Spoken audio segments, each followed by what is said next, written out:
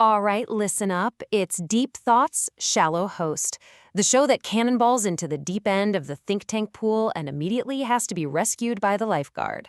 Today, we're asking a question so simple it's going to break your brain.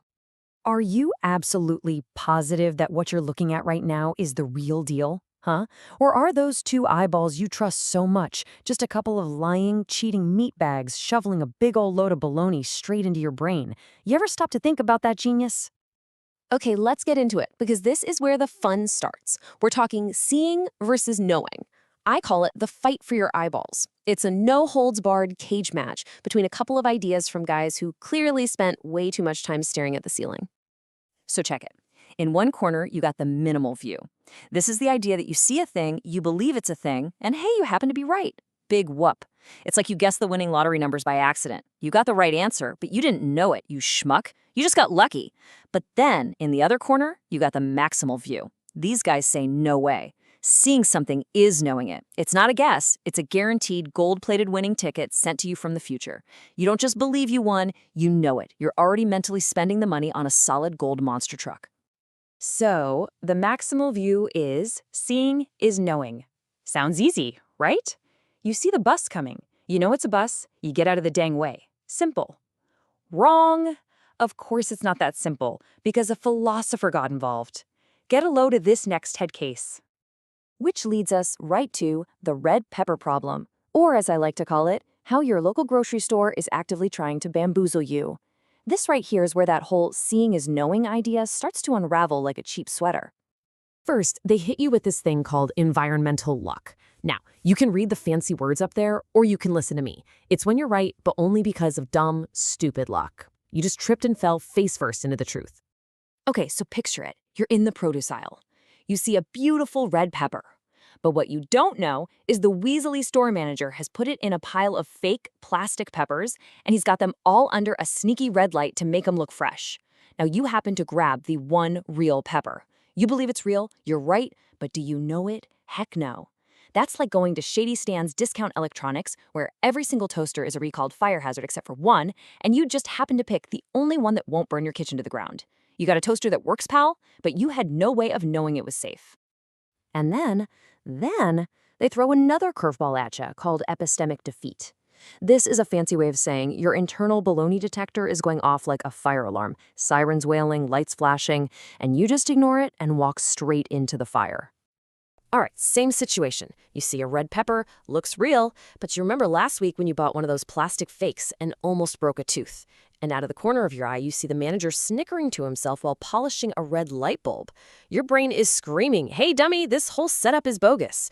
So believing that pepper is real, even if it happens to be, is just irrational. It's like your buddy Kevin, who lies about everything. I mean, everything. One day, he tells you the sky is blue. Okay, he's right for once. But are you going to believe him? No, you've got years of evidence that the guy's a clown. So with all these problems, how in the world do the seeing is knowing people defend themselves? Well, welcome to your brain's baloney detector, or what I call the philosopher's weirdo fix. This is them trying to plug all the holes in their sinking ship, and boy, is it something. So this fella, John McDowell, comes up with this. Go ahead, try to read it. I'll wait. An experience in which the subject perceives contains a potential for knowledge, rational significance. Yeah, it's like trying to assemble furniture using instructions written by a dude who's been hit in the head with a bag of hammers. So what is this silly goose yammering on about? Here's the Uncle Bob translation. He thinks your brain has some kind of magical feeling, a special little spidey sense that tingles and goes, ding, ding, ding, this one's for real, you're actually allowed to know this one. How? Why? Does a little gnome in your head flip a knowledge switch? Who knows? It's magic, I guess. What a load of malarkey.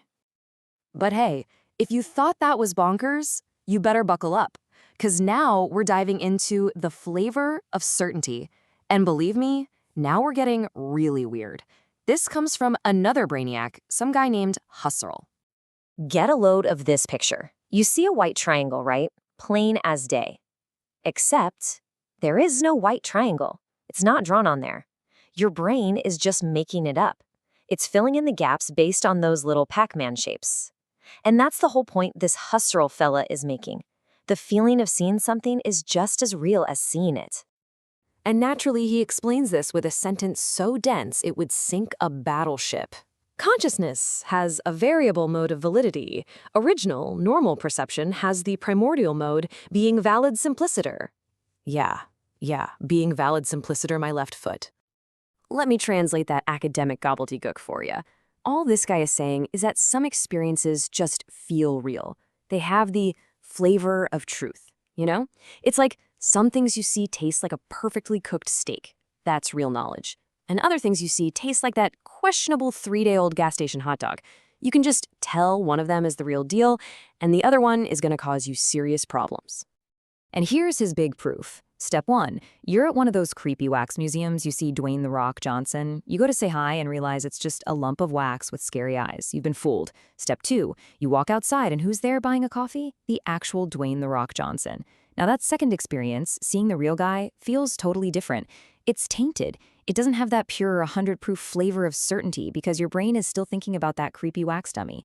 This reminds me of my Aunt Carol's potato salad at the 4th of July picnic.